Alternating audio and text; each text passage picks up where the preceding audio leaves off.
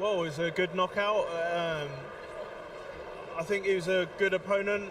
I mean, I thought that's how it would go, and he, did his all and got him out there quite quickly.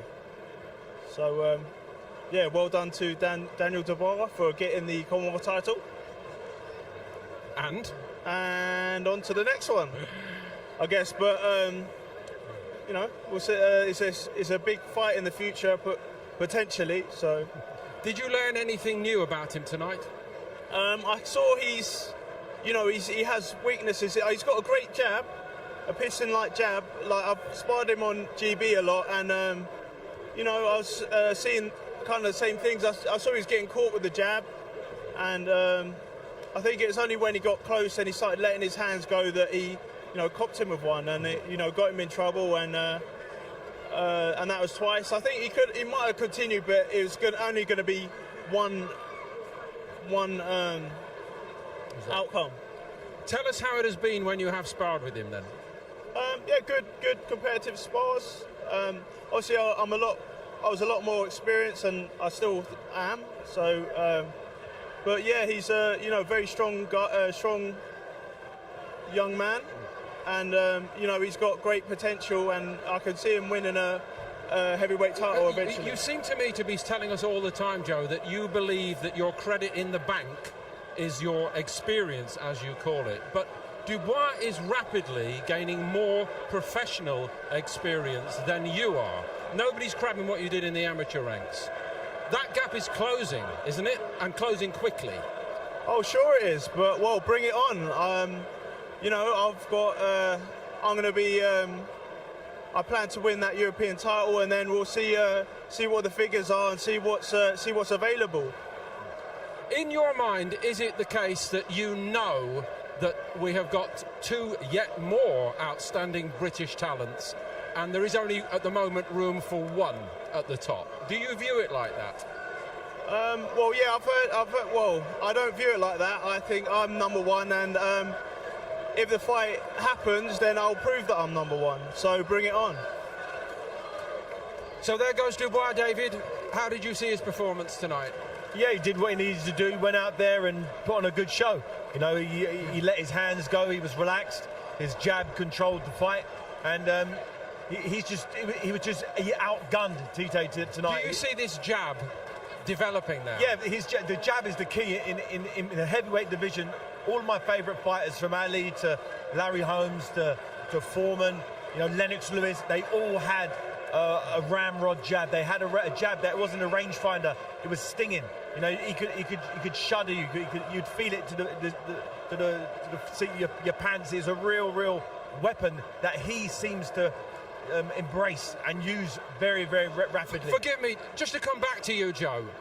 Daniel Dubois, people are falling in love with him. Look at the pictures, look at the crowd reception tonight. Steve said to me when he came out, that's the biggest roar for a heavyweight in this hall since Bruno. Now, we know you're a very talented guy, but do you need to claim some of this public affection back? Yeah, sure, bring it on. I think I've got some support, and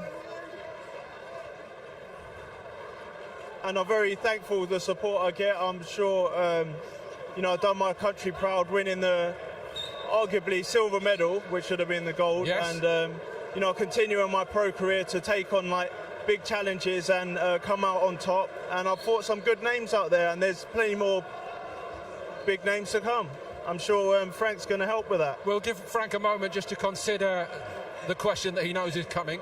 And we'll go to Richie. Richie, what did you see in Daniel Dubois tonight? I thought he started very quick, but at the same time he was very composed. That's how you go about your business when you're on that front foot. You've got to do it behind your jab. He was very sensible with the straight work that he did. Then he brought his right hand into play. But the best combination of the round for me was a double left hook. It was a left hook to the body, then a left hook to the head. There it was there, right on cue.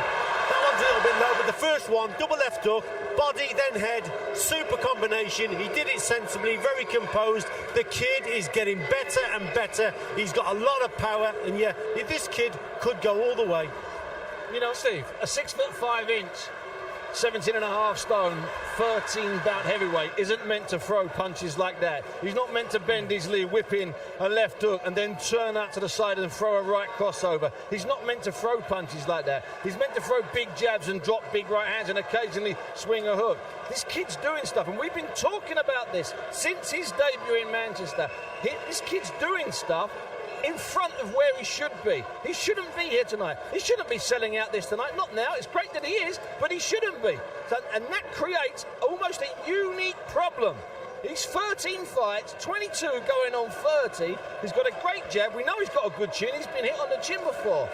That's a problem. It's a unique problem to have. And Steve, what would you say to anybody who maybe didn't watch it live tonight, didn't feel the electricity, didn't see the quality of the shots up close as we have done, and will say he's blown away a non-entity tonight? Listen, I saw near enough all of Bruno's fights in here, including when he came back against John Emmon, and there was a ripple in here, there was a noise factor in here. I was watching the boxes, guys high-fiving each other, having a good drink. There was a bit of a Bruno effect here. I'm not comparing him to Frank Bruno, we're not doing comparisons, that's for other people to do, but there was definitely a feel-good factor, and I'll tell you what, if he did fight here in December, you sell the tickets in a nanosecond.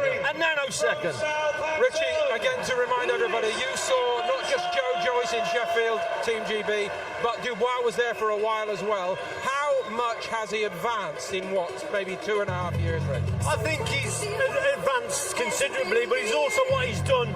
He's taken those fast qualities that he had as an amateur, especially with his jab, his basic boxing. I think his corner, they're doing a great job with him because they're just keeping the basics. They're adding a few more little things to him. Remember, he's gone 10 rounds already with Kingpin Johnson, so that's experience. It's just onwards and upwards now for this lad. Frank knows what he's doing. He'll set the path out. But you've got all the qualities there. You've got the raw ingredients for a world champion. It's just steering him to the line.